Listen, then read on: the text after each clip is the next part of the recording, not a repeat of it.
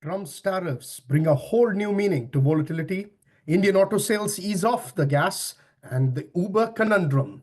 This is Vinay Uttam, your resident stock doctor, and welcome to a brand new episode of the Stock Doctor podcast. Now, I'm going to be very honest, I wasn't sure whether I'll be able to record the episode this week because the most important part of the show is my voice here.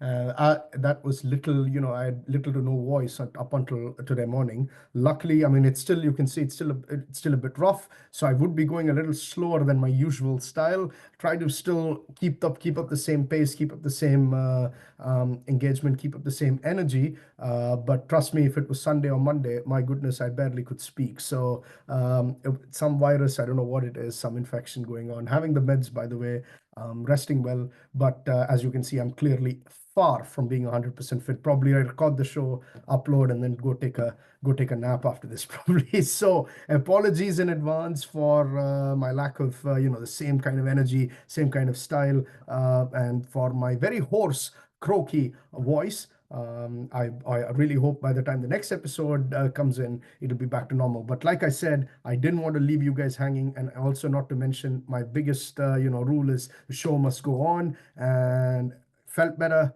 had enough energy to do this show. So here I am. Right. What an eventful week, I have to say, in the US markets. I mean, if the stock markets could talk, though, they would probably say no mas, no more. Yeah, enough entertainment, enough event. It was, good for being eventful, but can we not have that again? Unfortunately, though, they don't get a say on this, right? As we seem to be moving towards a period that is increasingly getting dictated by what President Trump says and does, rather than things that normally drive the markets, such as company fundamentals, earnings growth, and so on. I mean, did anyone think otherwise when he took on the inauguration, when he was inaugurated as the next president on Jan 20th? I mean, if you actually thought it was going to be fundamentals and not not President Trump's, say, well, then clearly you probably will have to rethink now at least. Once again, his tariffs were at the forefront. To make things less boring, I'm just going to say that it's looking highly likely that tariffs are going to be, at the forefront for the foreseeable future. So I don't want to keep repeating, every week in, week out. I don't want to keep saying tariff this, tariff this, tariff this. Probably tariffs are going to be at the forefront, or at least President Trump's policy is going to be the forefront and what dictates the market moves. We also had a jobs report, which, to be honest with you, the jobs report doesn't tell the full picture as to what is really going on behind the scenes, and we had some Fed talk as well. Before I go into the details and all of that, quick recap of the markets. Once the dust had settled, it was red once again across the board. Been a while since we got back-to-back bearish weeks, right? I mean, but by the looks of it, the bears have come out of hibernation, and boy, have they come out of hibernation with such strength. The Dow was down 2.4% for the week.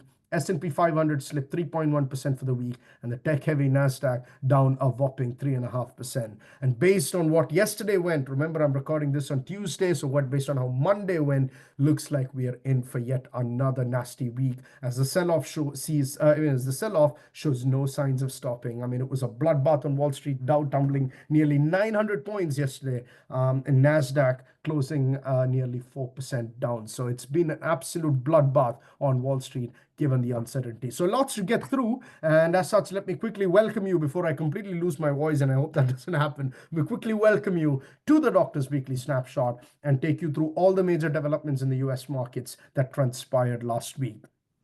Tariffs, as I said earlier, and as I told you, going forward probably is looking likely the case, or once again in the spotlight. Although I have to say they didn't necessarily impact the markets in a way that they usually do. In fact, it was the confusion surrounding the tariff policy rather than the tariff policy itself, which actually confounded markets and led to the kind of sell-off that we haven't seen in a while. So first things first, on Tuesday, first things first, not on Tuesday. So what happened was the first major blow happened on Tuesday. The promised tariffs on Mexico, Canada, and China did go into effect on Tuesday, as President Trump had promised. Immediately, though, the Trump administration decided to add some uncertainty and some chaos to the mix.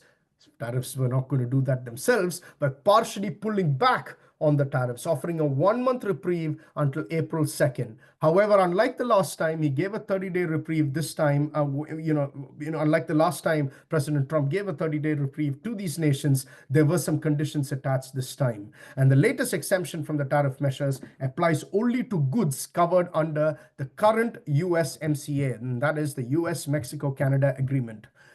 Thankfully, though, for US companies, this includes key items like automobiles and agricultural products. However, goods not covered by the USMCA deal, the existing USMCA deal, such as computers and medical equipment, will still see the full force of the tariffs. Despite announcing these reprieves, stock markets were not convinced one bit and they continued their declines. I mean, this is hardly surprising given that this back and forth on tariff measures is creating uncertainty, creating undue volatility, things that markets clearly don't want. Furthermore, the administration's hasty announcements and the lack of clear communication have made it difficult for businesses to make informed decisions. I mean, and this has led to the criticism that the policies are not well planned or executed, which is once again reflected in the stock markets. Add to it the fact that key trade officials were absent during the initial phases of policy implementation, which only creates more confusion.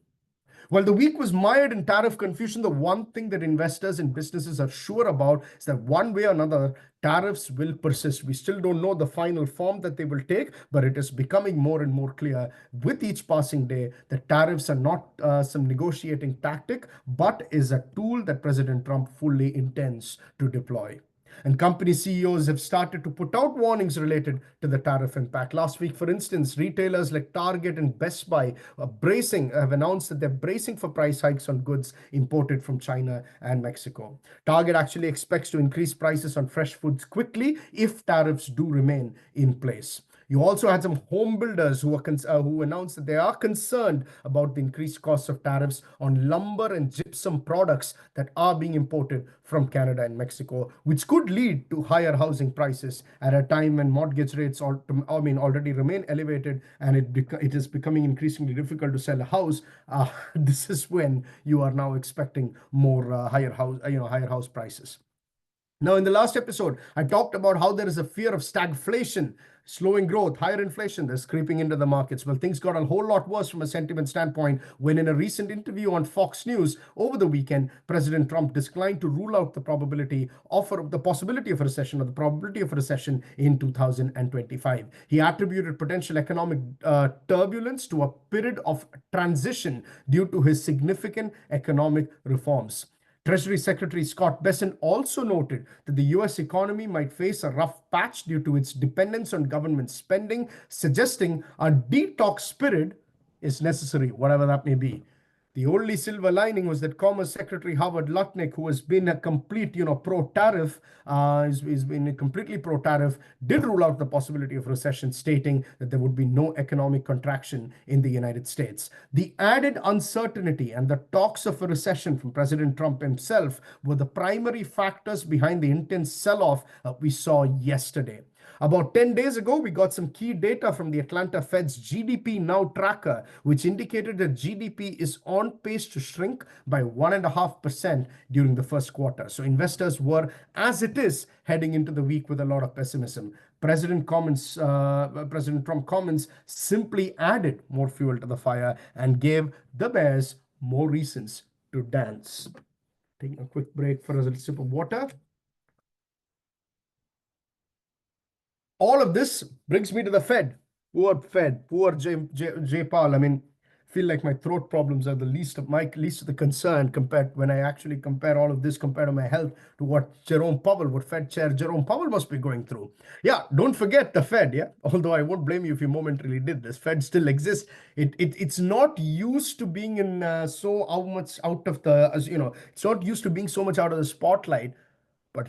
But President Trump made sure. I mean, if Nvidia can't hold on its own after a stellar earnings report, what chance does the Fed have? Yeah, but the Fed is in a very sticky situation, though, especially with the kind of signals that the labor market is giving, along with heightened uncertainties regarding the tariff policies. We did get some Fed talk on Friday, which is slightly positive and indicated that the central bank for now, doesn't seem to be rattled by what is going on, or doesn't seem to be too rattled by what is going on. Fed Chair Jerome Powell indicated that the central bank is comfortable maintaining its current wait-and-see stance on the interest rates.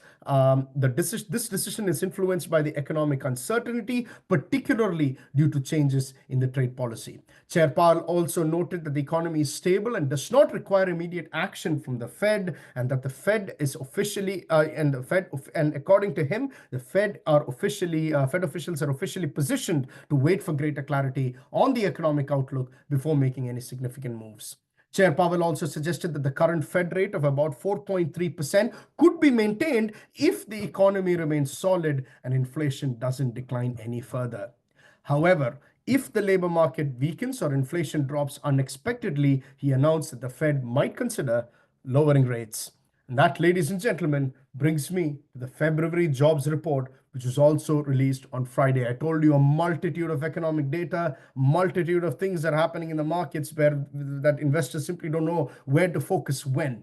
Jobs report happened on Friday in the US, where we found out the US economy added 151,000 jobs in Feb. And while this was below the expected 170,000 jobs, it was much better than the Jan number of 125,000. However, despite the job numbers being satisfactory, unemployment rate did tick up to 4.1% from 4%. Healthcare and transportation sectors saw significant job gains, while retail and food services experienced job losses. The decline in food services jobs does indicate that President Trump's crackdown on immigration might be starting to affect the labor supply. There's also a notable loss of federal government jobs, but this can be attributed to a hiring freeze rather than the layoffs that have been going on under Doge and Elon Musk.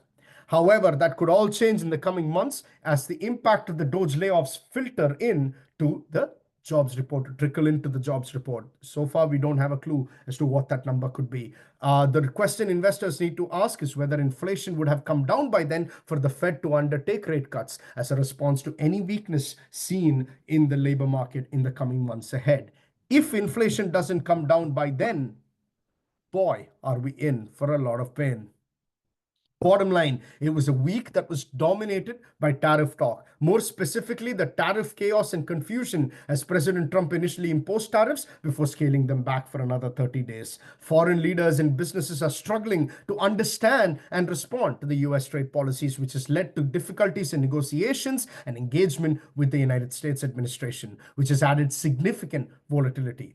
And over the weekend, President Trump even refused to rule out a recession, which basically meant that Monday saw one of the worst sell-offs, especially in the tech sector. Like I said, NASDAQ was down 4%. As things stand at the time of recording, the stocks are attempting a rebound, but more on that we'll see as the week, whether they can maintain the rebound, whether they can kind of pull some back in the positives will be seen in the days and weeks ahead.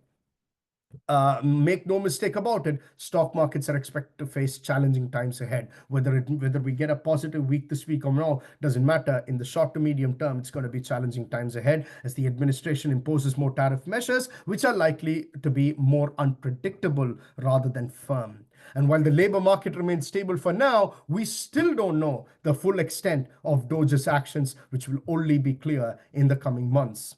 The Fed, for now, claims that things are okay and that they cannot afford to adopt a wait-and-see approach. Then again, not sure what else they could say given the unpredictability of the administration's policies.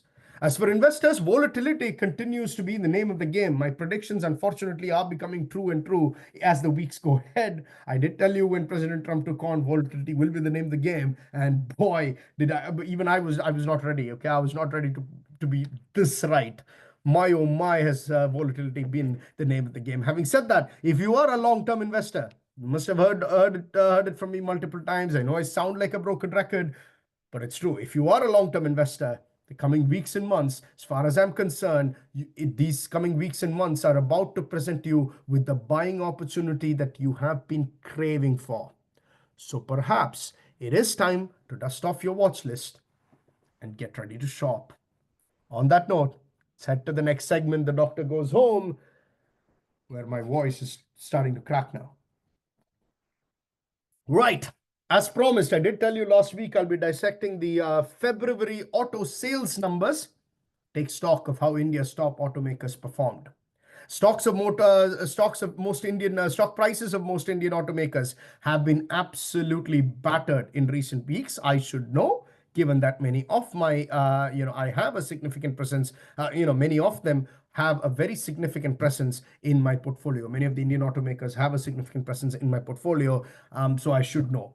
And the stocks of the Indian automakers have been absolutely battered as part of the bloodbath seen in the Indian equity markets, driven by potential tariff threats and the relentless selling spree by the foreign institutional investors. Now, if investors were hoping that Feb sales would bring some relief, then unfortunately they were left disappointed. Total passenger vehicle dispatches in February came in at approximately 380,000, and while this translates to a 2.3% year-over-year growth, on a month-over-month basis, it represented a decline of 5.2% when you compare it to January. The sequential decline can be attributed to slowing dispatches to dealers as dealer inventories have been piling up. Why have they been piling up, you ask? This is because the eventual sales to the Indian consumers have been falling off a cliff, with February being no different, as retail sales saw a significant 7% year-over-year decline, as there was broad-based downturn across all categories. Overall, it simply has not been a good start to 2025 for the Indian automakers. Let's get to the top car makers individually now. India's largest car maker, Maruti Suzuki, saw a marginal rise in its total sales, growing at about 1% year-over-year, coming in at about 199,400 units. Exports, which have been showing considerable strength in recent months, saw a rare dip, coming in at a little over 25,000 units compared to a little under 28,950 units during the same period last year.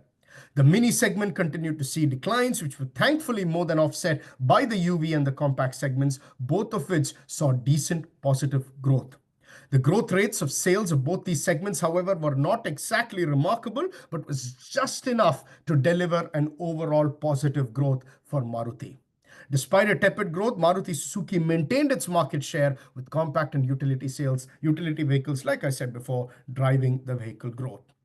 Hyundai Motor continues to suffer, so much so that competitors are actually fast catching up with it. More on this in a bit. The company reported a 5% decline year-over-year in domestic sales. Exports, however, saw a 6.8% year-over-year growth, with nearly 11,000 units shipped overseas.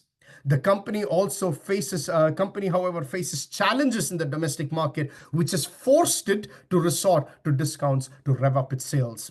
As a Hyundai investor, and I've been an investor since its IPO days, I haven't added to my position since the IPO days, but I am keeping a very close look at the situation. And should the launch of new models and the latest discounts fail to lift up investor sentiment, I am more likely to cut the company loose from my portfolio. Obviously, as you guys will know, I always announce these major disclaimers if and when I buy and sell stocks or make some significant changes in my portfolio. So you will get to know what I do with Hyundai. But as things stand, they don't look pretty good. I mean, I might have to cut them at a loss, but better to cut them at a loss than to lose it all, isn't it? And actually put money to work at a position, at other positions that tend to be, that tend to make you more money over the long term.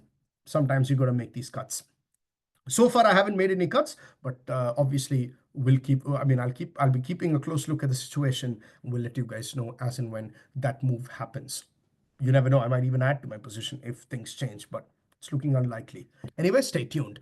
Moving on to Tata Motors now, yet another company that I'm actually thinking of cutting loose after what has been a pretty torrid few months for both the company and the stock price. The company had yet another month to forget. PV sales, including electric vehicles, declined 9% to 46,811 units in Feb 2025 from 51,321 units in the previous year. If one looks at Tata Motors stock, then one would see that it's down nearly 38% in the last 6 months and is down nearly 14% year to date.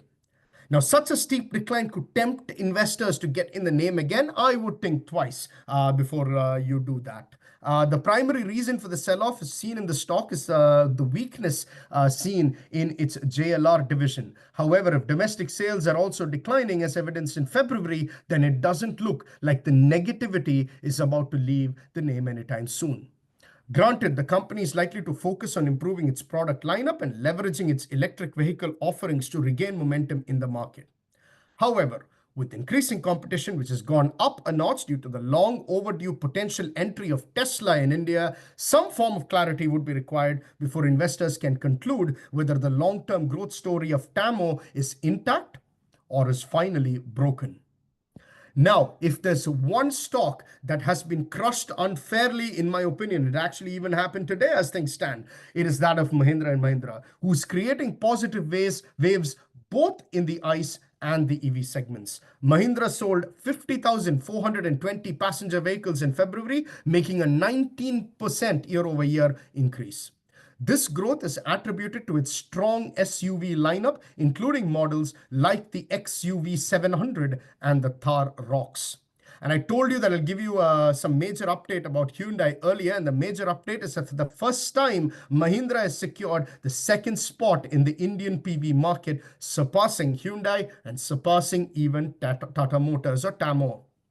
This achievement is hardly surprising, to be honest. M&M has demonstrated strong market traction with record-breaking bookings for its models. For instance, the Thar ROXX received 176,218 bookings in just 60 minutes, and the Scorpio N amassed 100,000 bookings within 30 minutes of its launch.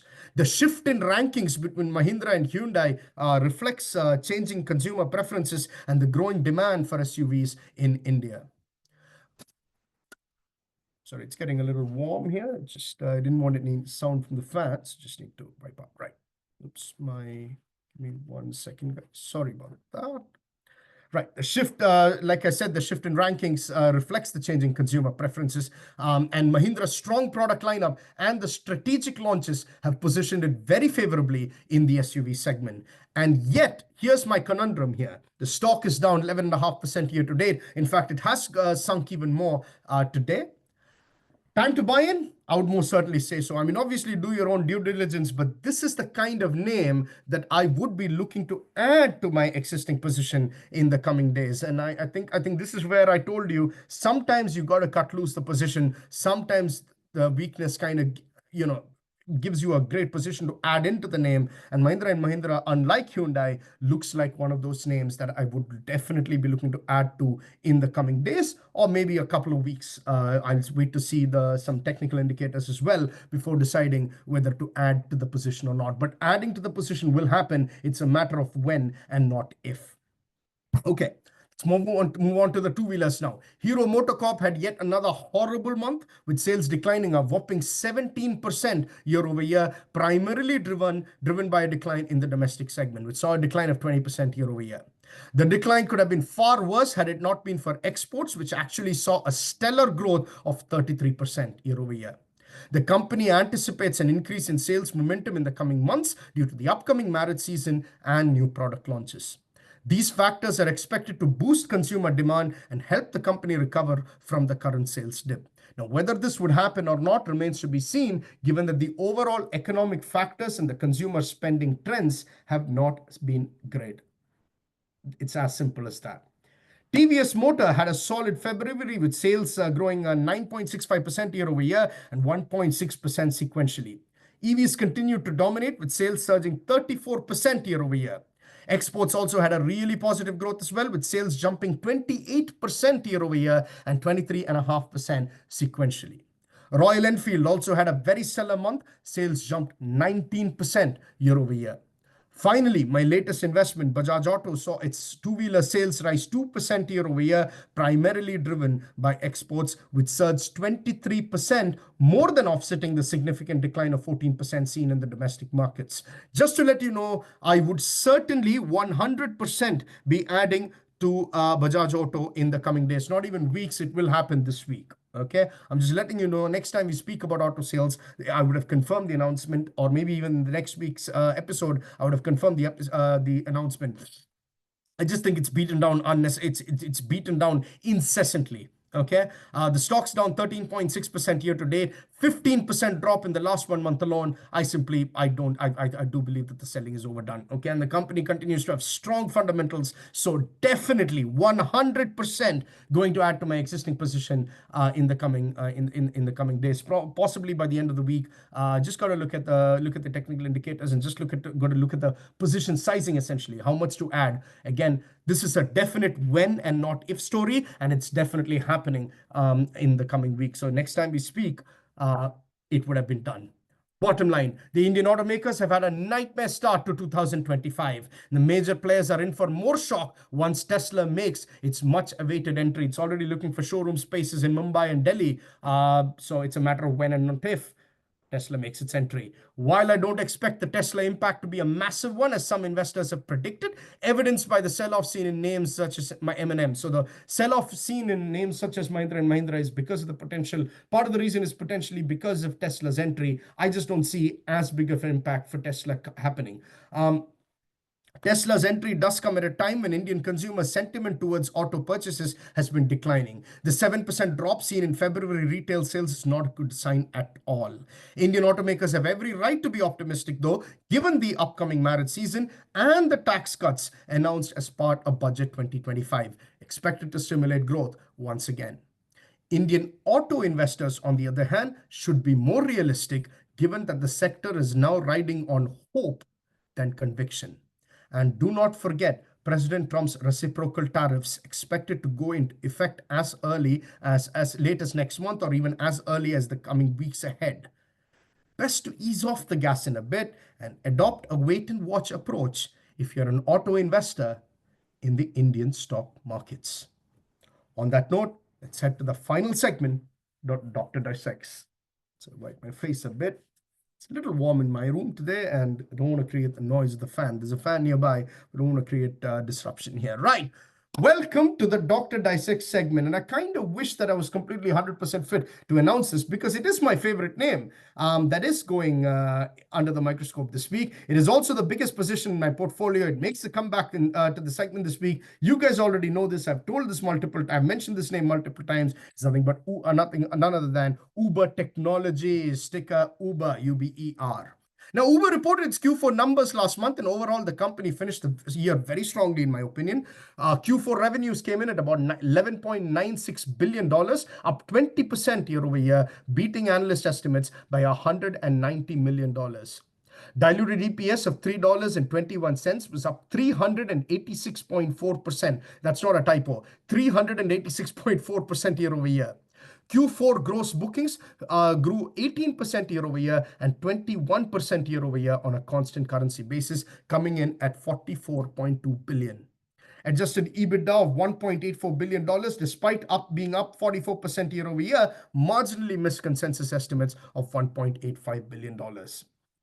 The company generated operating cash flows of $1.8 billion, ending the quarter and the year with $7 billion in unrestricted cash, cash equivalents, and short-term investments. Now, for the first quarter of FY25, the company now expects gross bookings to come in between $42 and $43 billion, which includes an approximate 5.5% negative impact due to currency headwinds. Adjusted EBITDA is now expected to come in between $1.79 and $1.89 billion, which translates to a year-over-year growth between 30 and 37%. The midpoint of the adjusted EBITDA estimate is in line with the consensus estimate of $1.84 billion. Now, I'm not here simply to talk about numbers. I'm here to talk about the key takeaways of the quarter, what to expect of Uber.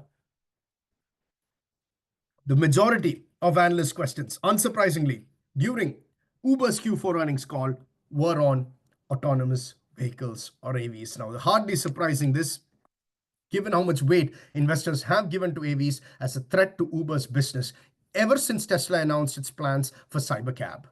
To me, this obsession, right, makes no sense. Obsession towards AVs makes no sense, especially since Uber continues to invest aggressively to shield itself from any such threat, and because the commercialization of AVs, both in the US and in the rest of the world, is still years away. Now, in order to commercialize AVs on a global scale, there needs to be a regulatory framework that is not just ironclad, but one that convinces consumers about the safety of AVs. It's all about trust and safety. In my opinion, this has simply not transpired so far, despite many nations already formulating their own regulatory framework with respect to autonomous vehicles. For instance, the United Kingdom, where I live, last year announced the Automated Vehicles Act, according to which AV manufacturers will have to ensure that their self-driving models achieve a level of safety at least as high as careful and competent human drivers.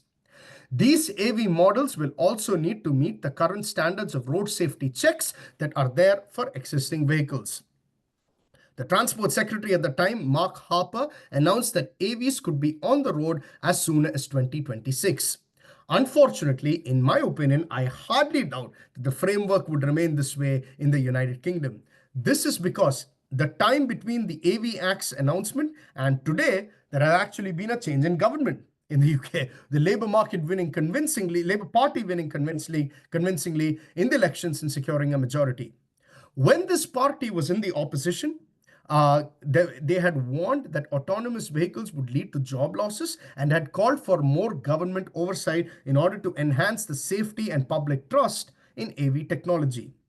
This is simply one example of how regulatory frameworks continue to remain fickle, which further delays the commercialization of AVs, thereby reducing the likelihood of AVs being a near-term threat to Uber. Back in Uber's major market, the United States, the presence of Elon Musk in the Trump administration had led investors to believe that the AVs would be fast-tracked. In fact, I even read news, it's a matter of time. It's like probably in the next couple of months, we'll have AVs on the road. Cybercab on the road. It's all done and dusted. Fast tracking, AV regulation, all of that will happen. This has simply not transpired yet. Back in December 2024, National Highway Traffic Safety Administration, the NHTSA, had announced a voluntary framework for the evaluation and oversight of AVs. However, while the framework was voluntary, the agency in return had requested more data from the companies that operate driverless cars in order to foster public trust in the technology.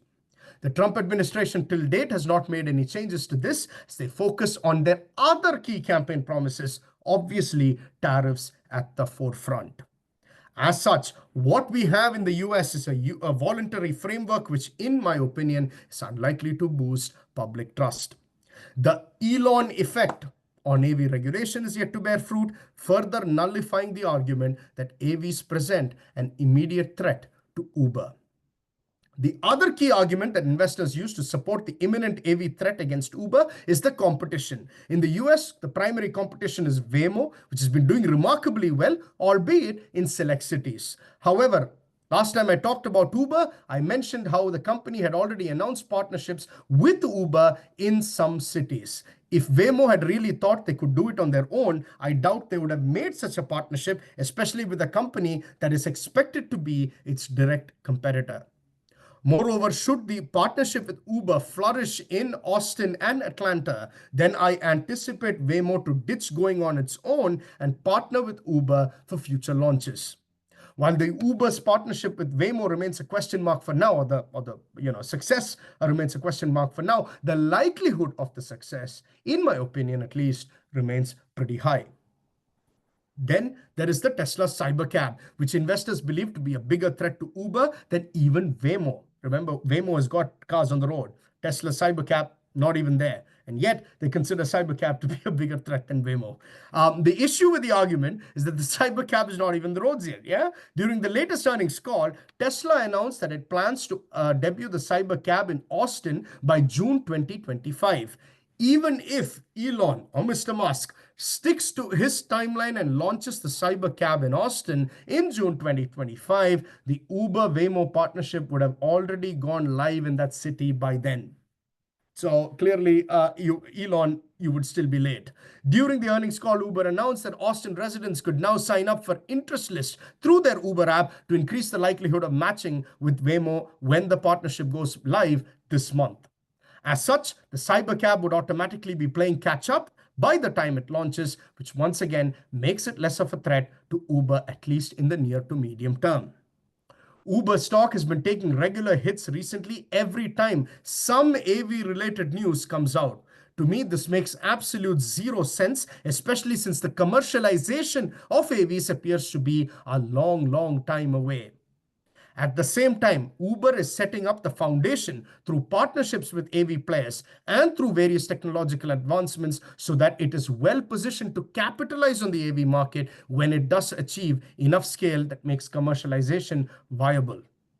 With regulatory frameworks still being nascent and with competitors not really taking off on a large scale, the obsession over the notion of AVs being Uber's imminent threat is simply wrong, in my opinion.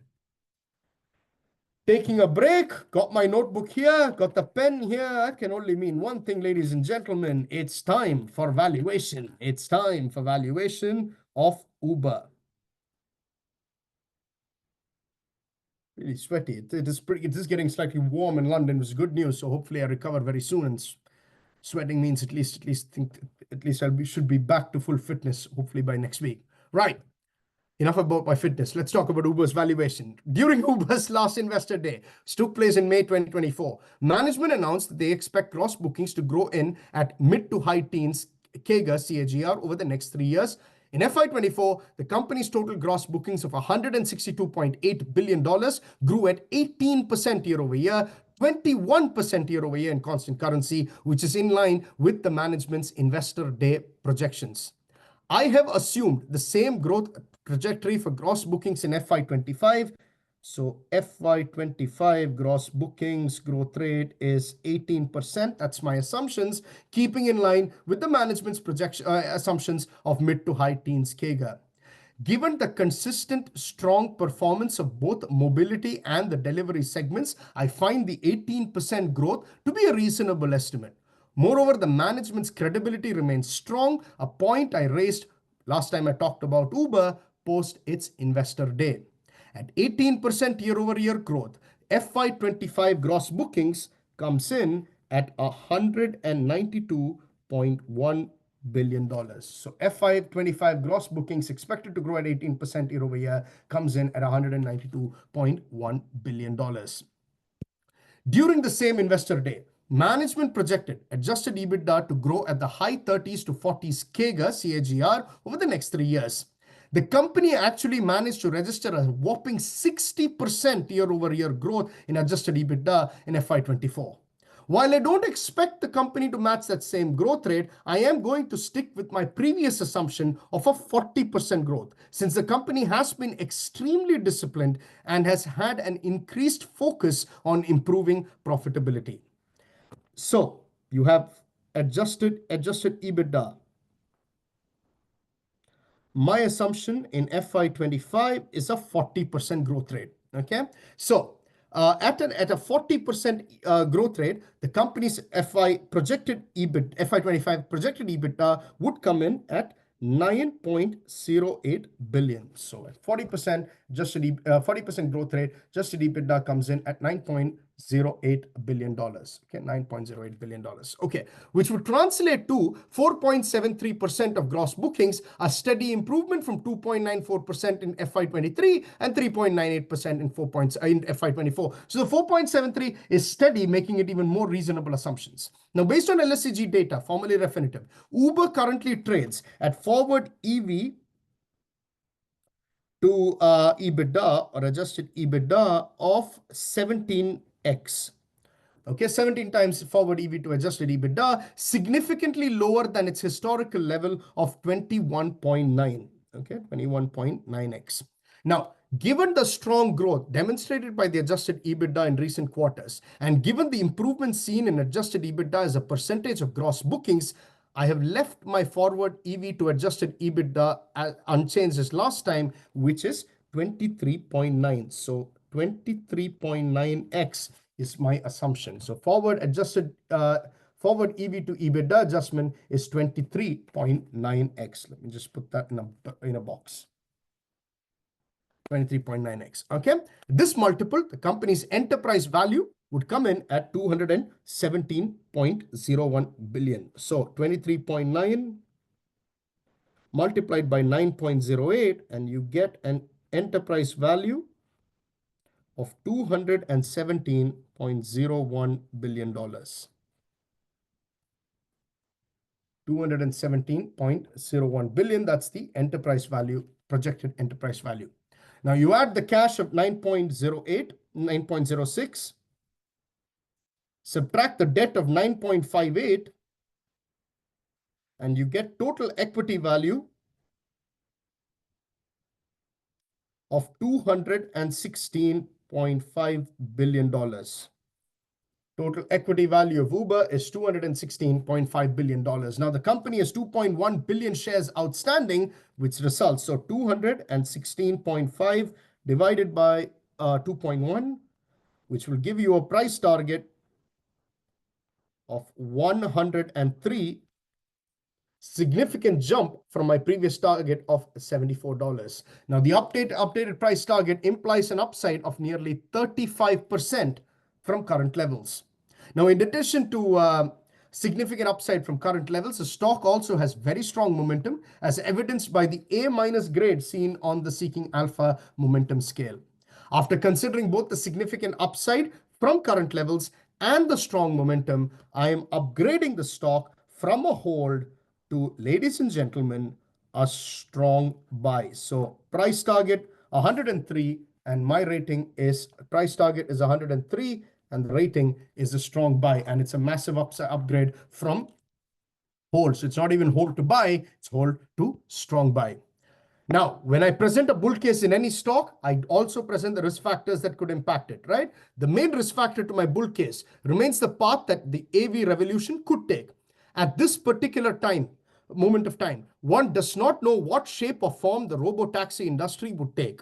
Management acknowledged the balance sheet risk associated with this uncertainty when they hinted that at the start, Uber might have to buy the AVs themselves and convert them into fleets. Moreover, there is a potential that AV players like Waymo might choose to go on their own and stay that way for a longer period than initially anticipated. Such uncertainties are a major risk factor that investors, at least the bull case, that long-term investors, especially after I put a strong buy rating on the stock, should consider. The other risk factor is the potential headwind that Uber's profit and loss could face on account of higher than expected insurance costs. In the fourth quarter, non-GAAP cost of revenue as a percentage of revenues, non-GAAP cost of revenue as a percentage of revenues jumped 16.4% in the fourth quarter due to an increase in insurance expenses. Now, while the rise in insurance costs have stabilized, they are still growing at 11% year over year. And while that's a significant decrease from the 50% year over year jump seen last April, the double-digit growth does remain a concern. And that's the other risk factor that investors have to consider. Bottom line, Uber had a very, very strong finish to the year with strong momentum seen in both the mobility and the delivery segments in the fourth quarter.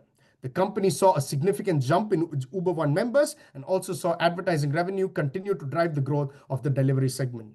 Significant progress was also made in the AV space, such as partnerships with WeRide in Abu Dhabi and AV Ride in Austin and Dallas. Shares, however, fell more than 7% on the back of a softer than expected Q1 guidance. To me, this is an overreaction, given the exogenous shocks that were the primary reason behind the drop in gross bookings projected in Q1, and it's unlikely that these shocks would impact the company's growth on a long-term basis.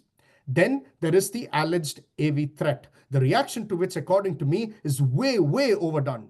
We are a long way from commercialization of AVs, as a regulatory framework are yet to be formulated and competitors are yet to fully expand their services, or in some cases, even be on the road. Elon, I'm looking at you. I continue to see Uber evolve into an AV aggregator rather than having to compete with the AV players, since developing an ecosystem from scratch is likely to be a Herculean task, one that's expected to be more expensive compared to partnering with existing ride-hailing players. From a valuation perspective, there remains significant upside at current levels. And when you combine this with investor reaction to Uber's guidance, as well as the potential AV threat, then it becomes very, very clear that Uber remains one, if not the most, misunderstood names in the US stock markets today. That's all the time I have for you this week. I'm really, really sorry if you feel like this episode did not reach the mark. Like I said, struggling a little bit with the voice. Half the voice is probably dead. It's already gone. Really struggling to give it. But like I said, I really needed to do the show. Show has to go on. So I'm really sorry if the quality of the show is not up to par compared to the previous weeks. I promise you, I'm really hoping to regain fitness. Having the medicines, drinking lots of water, all of that, hoping to regain full fitness by next week, and hopefully by next week I should be back in the game. In the meantime, if you have a specific Indian or US stock suggestion for the doctor to diagnose and dissect, do tweet me at Uttamvinay, UTHAMVINAY, or email me on the Stock Doctor Podcast at gmail.com. Thank you once again for listening. See you next week, hopefully in better shape. Until then, stay safe and make some money.